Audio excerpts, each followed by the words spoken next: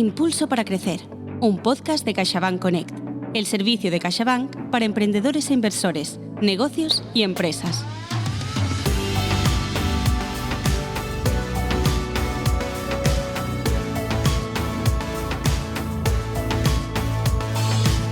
Hola a todos, bienvenidos, bienvenidas a esta nueva aventura. Yo soy Esther Molina y aquí arranca Impulso para crecer. Una utopía de una distopía permanente. Eso parece ser, a todos efectos, lo que viene detrás de esta tecnología de la que tanto se está hablando este año, la inteligencia artificial. De IA vamos a hablar largo y tendido a lo largo de los próximos minutos, pero antes me vais a permitir saludar, que me hace muchísima ilusión y tengo muchas ganas de escucharles, a mis dos compañeros en esta aventura. Por ejemplo, saludamos a Carlos Soto, periodista especializado en economía digital y tecnología y además creador de la primera serie documental de ciberseguridad hecha en España, que se llama El enemigo anónimo. Carlos, ¿cómo estás? Muy bien, estoy deseando empezar a hablar, empezar a debatir y empezar a hacer todo. Muchas gracias por invitarme. Vamos a por ello. Antes, tenemos que saludar también, la tenemos aquí a nuestra vera, a Mar Galtés, durante muchos años periodista, especializada en startups, en empresa, en negocio, y ahora Mar, Corporate Development Director de Tech Barcelona. ¿Cómo estás? Muy bien, muchas gracias, muy contenta de estar aquí. Qué ilusión, claro que sí. Carlos, Mar, a nadie se le escapa a día de hoy que la implementación de la inteligencia artificial abre en canal, podríamos decir, muchas oportunidades, muchos desafíos, muchos retos a los que van a tener que enfrentarse ya en el futuro más próximo el tejido empresarial, ¿no? A nivel nacional y a nivel internacional. Para empezar, si os parece, y por generalizar un poco, ¿podríamos citar algunas de las principales aplicaciones que tiene la inteligencia artificial de cara a las empresas? Qué sé yo, la más repetitiva, ¿no? La automatización de procesos, por ejemplo. Yo creo que, de hecho, la automatización de procesos es el primer ejemplo que se da siempre, pero es que además seguramente sea el más representativo y sobre todo el que todos podemos entender. ¿Por qué? Porque, fíjate, si pensamos, la automatización de procesos en sí no es excesivamente disruptor. Es algo que se viene haciendo en todo el mundo desde la Revolución Industrial, con lo cual todos podemos más o menos entender a qué nos referimos. Y el hecho de que una máquina recoja, me lo voy a inventar, que recoja una pieza de metal, le dé cierta forma, la moldee, le ponga un graffiti de color y la meta dentro de un coche, no es algo nuevo precisamente. Ahora se está sofisticando mucho gracias o merced a la inteligencia artificial, pero bueno, seguramente sea la aplicación que todos más podemos reconocer porque viene a ser una evolución de lo que ya hemos venido viviendo en los últimos siglos. Completamente, Mar. Mira, a mí me gustaría aterrizar un poco cuando hablamos, yo creo, nos perdemos mucho en el miedo a lo que no conocemos y detrás de la palabra inteligencia artificial pues no acabemos de saber muchas veces en qué nos impacta directamente. Me gustaría compartiros 3 ejemplos, por ejemplo, de 3 empresas que tenemos en el ecosistema Tech Barcelona y que nos ayudarán a entender cómo nos puede mejorar la vida al final el uso de la inteligencia artificial.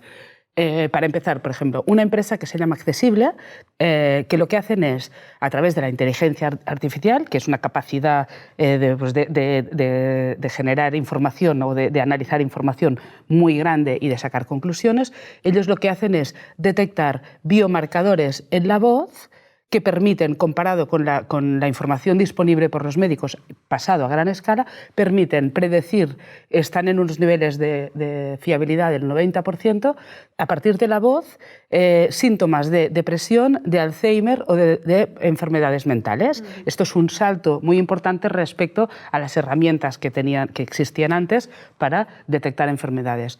Otro ejemplo de inteligencia artificial utilizando imágenes. Es una empresa que se llama Meethings, que lo que hace es recoge imágenes simples de un TAC que le pueden hacer a cualquier paciente que tenga un ictus y vaya a un hospital. La mejor manera de ver la gravedad del ictus es con un TAC con contraste. No en todos los hospitales pueden hacer TAC con contraste.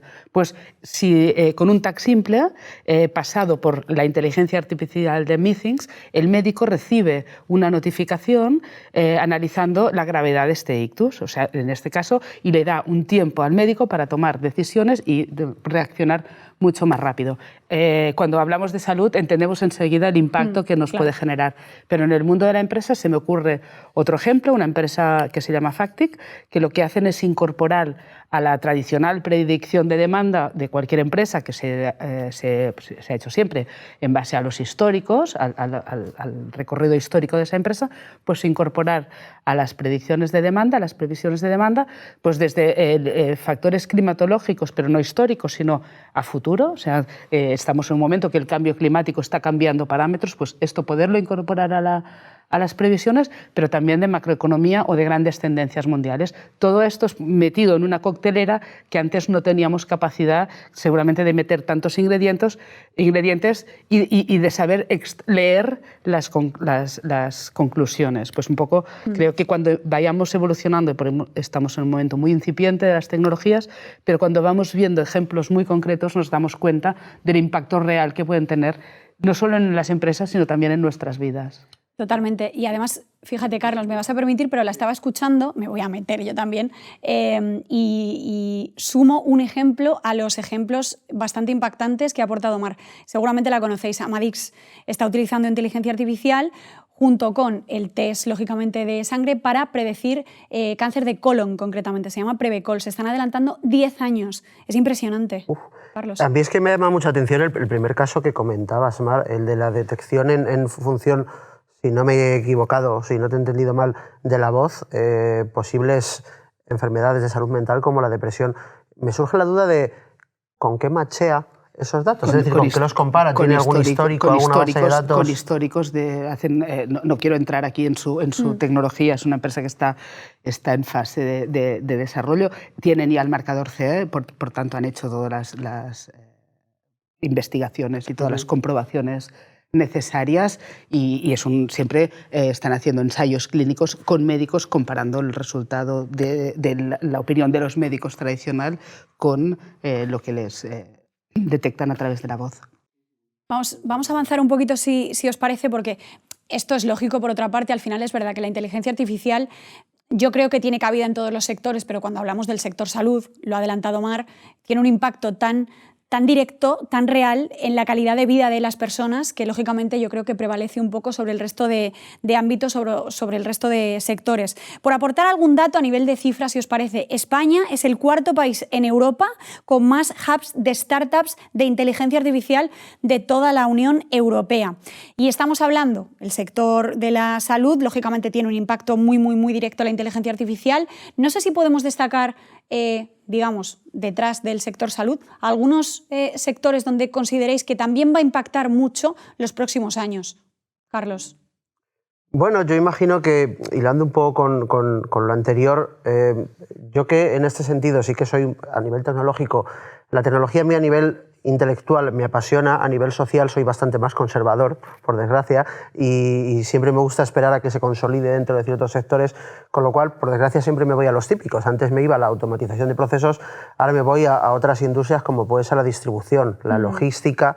Ahí es donde creo que bueno, está en una fase de consolidación, de crecimiento y de asentamiento, sobre todo. Tenemos que ver también qué es inteligencia artificial y qué no lo es. Yo, por desgracia, recuerdo un estudio en 2019 que se publicó que se investigaba se investigaba el modelo de negocio de todas las empresas, todas las startups europeas, y se descubrió que el 40% aproximadamente de las que decían usar inteligencia artificial no la estaban usando realmente. Era un discurso de cara a conseguir inversión. Con lo cual, entiendo que en sectores más disruptores tendremos las novedades más llamativas, pero creo que tenemos que esperar a ver de qué manera se consolida.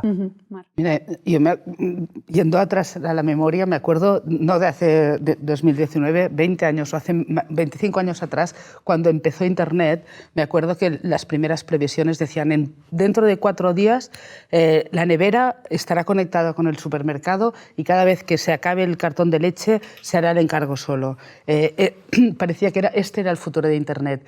Y al cabo de 7 años salió el iPhone y nadie lo había visto venir, que lo que tendríamos en el bolsillo es un ordenador que es 7 millones de veces, creo, más potente que el que permitió el primer viaje a la Luna. O sea que al final, a corto plazo es muy difícil ver cuáles son los cambios que nos van a impactar. Lo que es evidente es que a medio plazo tenemos que prepararnos porque integraremos absolutamente estas nuevas tecnologías en todas nuestras dinámicas, porque la capacidad de generar datos y de construir algoritmos que tengan en cuenta todas las variables posibles en nuestras decisiones cada vez es más complejo, pero cada vez podremos afinar más en mejorar todas nuestras acciones. Y de hecho, fijaos, porque escuchándoos me viene a la mente que realmente el término inteligencia artificial no es nuevo en absoluto. Es que ahora no voy a recordar el nombre del artículo, pero esto, si no me equivoco, viene de los años 40 o 50 de un artículo periodístico de un señor que ya hablaba por aquel entonces de lo que ahora estamos viendo que es inteligencia artificial. Pero bueno, por no desviarnos, ¿estamos, por lo tanto, Carlos, ante una disrupción real? Bueno, una disrupción en principio es. Otra cosa es de qué manera utilice cada cual la inteligencia artificial. El primer ejemplo que ha dado Mar me parece alucinantemente disruptor. Otra cosa es hasta qué punto se utiliza o no en otras empresas. Yo recuerdo cuando hace algunos años todos estábamos entusiasmados cuando hablábamos del algoritmo de ciertas plataformas audiovisuales o de música para saber qué es lo que queremos escuchar en función de lo que ya hemos visto antes. Con el paso del tiempo descubres que el algoritmo es que esa plataforma audiovisual te recomienda lo que ella quiere que veas. Es decir, inteligencia artificial ahí había justita, más bien. Pero es verdad que, pese a ser la palabra de moda, el término de moda y que se puede desgastar mucho, entiendo o creo yo que estamos en una época en la que va a haber que ir depurando. Esto pasa con todas las modas, por así decirlo, no tiene nada de malo. Tiene que ir depurándose y ver dentro de 5 o 10 años quién se queda y hasta qué punto está disrumpiendo o no. Es verdad, por avanzar un poquito, si os parece, que hay muchos temas en torno a la IA que preocupan especialmente y uno de ellos, sin duda, es todo lo que tiene que ver con la ética de la inteligencia artificial, o más bien los límites éticos que es necesario poner a la inteligencia artificial. Ya hay empresas, de hecho, españolas. Recuerdo una chica, creo que se llama Gemma Galdón, que está en Nueva York, seguramente Mar la conoce, con Éticas Consulting, que están haciendo esto, ¿no? Hacer como una moratoria a las empresas en cuanto a inteligencia artificial. Es como cuando empezaron los coches, no había código de circulación, la gente no sabía cómo se circulaba y fue necesario establecer un código de circulación y se ha tenido que ir adaptando a medida que los coches eran más potentes. Estamos un poco muy al principio de una nueva tecnología. De hecho, creo que un elemento importante en esta disrupción, y sin quererme meter en temas de estrictamente científicos que no controlo, pero estamos en un momento en el que el test de Turing, que es para saber si la tecnología creada por la propia tecnología ya es distinguible de la humana, yo creo que ya estamos en ese momento de que ya no se puede distinguir. Por tanto, a partir de ahora va a ser mucho más complicado o mucho más necesario empezar a establecer límites y son límites que se tienen que tomar pues, a nivel seguramente global. Completamente. Carlos, ¿es posible evitar que la inteligencia artificial esté sesgada? Se me ocurre que es muy difícilmente evitable que esté sesgada, más que nada porque gran parte de la inteligencia artificial en un inicio es desarrollada por una persona, por un humano que tiene sus sesgos y eso va a pasar siempre. En 2016 creo que fue Microsoft lanzó Tai, una inteligencia artificial que interactuaba con usuarios. La tuvo que retirar poco menos de un día después de lanzarla porque había entrado en sesgos pero que muy peligrosos. Esto es 2016, pero es que hace 2 o 3 semanas yo hice una prueba con Midjourney, la web que te genera imágenes a partir del texto que tú le pones. Fui muy claro, en una puse camarera, en otro camarero. No hace falta entrar en detalles para que nos imaginemos las diferencias que establecía en cómo define Midjourney a una camarera y a un camarero. O, por ejemplo, ponía dinero o ponía money, ahí no me aparecía ni una sola mujer. Me aparecían todos hombres con fajos de billetes, hombres altos, bajos, gordos, flacos, de todos los tipos, pero no aparecía ninguna mujer. Creo que es evidentísimo que incluso en pleno 2023 la IA tiene sesgos y hay que abordarlos de manera muy seria. Total, y tú destacabas solo un sesgo, que es el de género, pero bueno, la IA está sesgada en cuanto a raza, en cuanto a religión, por eso de hecho están surgiendo startups también. Somos como una biblioteca, me estoy dando cuenta los tres de startups ahora mismo, somos el Paquita Salas de las startups. A mí me viene Blindster, que es con inteligencia artificial, está evitando los sesgos en los procesos de selección de las empresas. Marta Rodríguez se llama, buenísima emprendedora. Pero bueno, por reconducir, ¿no? No es perfecta, evidentemente, entre otras cosas, porque desde luego parte siempre de una persona. Sobre todo es reactiva, en mi opinión, es adaptativa, pero tiene que reaprender, tiene que personalizarse constantemente para atender de forma óptima a los usuarios. Esta es otra gran pregunta, yo creo. ¿Qué tendría que pasar, en vuestra opinión, para que alguien decidiera parar la inteligencia artificial, pausar, mejor dicho, la inteligencia artificial? ¿Se puede pausar, Mar? ¿Se puede pausar la energía eléctrica en el mundo? Pues no sé, la pandemia nos pausó a todos de una forma que no nos pensábamos, pero no sé, no entiendo que tenga demasiado sentido hablar de paralizar tecnologías, porque es hacia dónde vamos, y si las pausa uno, otro las utilizará para su uso. O sea, no creo que el debate sea pausarla, sino y a medida que va madurando, el ejemplo que os he puesto del tráfico quizás es muy básico y muy simple, pero creo que estamos tan al inicio de una tecnología que no somos capaces no tenemos capacidad de entender lo que nos viene. Por tanto, no olvidar los peligros que tiene, que los tiene, pero incluso no sé hasta qué punto la inteligencia artificial se puede aislar de otras tecnologías que están en auge o que se están desarrollando. Hablamos de las fake news. La inteligencia artificial puede ser un generador de fake news muy peligroso. Pues, por otro lado está el auge del blockchain, que puede ser un elemento para ayudar a la trazabilidad y a la identificación de las identidades. Pues, cómo seamos capaces de combinar las diferentes tecnologías disponibles y en desarrollo, y cómo seamos capaces de crear organismos internacionales de vigilancia o de gobernanza que los vigilen, pues yo creo que va a depender, va a condicionar como el futuro de estas tecnologías, pero pausar creo que no está encima de la mesa. O sea que no nos imaginamos un futuro próximo en el que haya un comité internacional de inteligencia artificial o de supervisión de la inteligencia artificial, Carlos. Estoy un poco con Mar, me cuesta ver ese escenario. Es verdad que la alternativa tampoco me encanta, porque es confiar en la autorregulación de las empresas que desarrollan este tipo de tecnologías, y creo que la experiencia nos ha demostrado que confiar en la autorregulación de un externo quizá no es la mejor idea del mundo, pero desde luego no me parece una alternativa viable parar esto, porque lo que decía Mar, en cuanto la pare uno, la va a activar la competencia. Pero no quiere decir no regular, o sea, creo que es imprescindible encontrar formas de regularlo, pero de encauzarlo, pero que no bloquearlo. Claro, obviamente, y creo que ya se están haciendo esfuerzos, de hecho, para que haya una mínima regulación en torno a todo esto. Me gustaría también entrar en el mundo del arte, porque no os podéis imaginar, de verdad, o sea, el arte, tal y como lo conocemos, que efectivamente cada uno podrá pensar que arte es una cosa específica y diferente a lo que yo piense con respecto a lo que piense Carlos, por ejemplo. Pero bueno, intentemos imaginarnos un escenario general del mundo del arte, ¿no?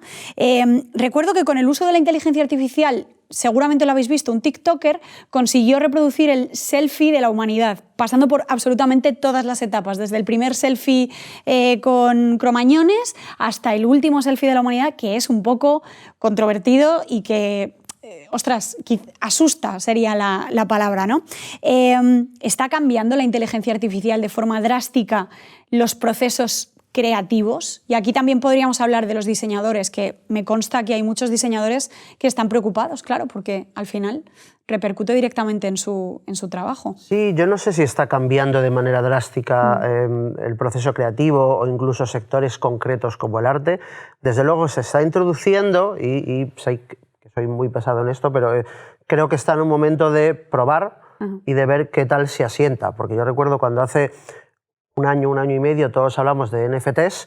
Recuerdo que hace poco hice un reportaje para comprobar la evolución de los NFTs. En el último año habían perdido un 76% de su valor. Por eso creo que hay que ser más o menos cauto con este tipo de cosas. Los NFTs en este caso son objetos de inversión, no arte. O sea, se trataron, hubo el auge como producto de inversión sin entrar en el arte. Yo, dejadme que os cuente una anécdota.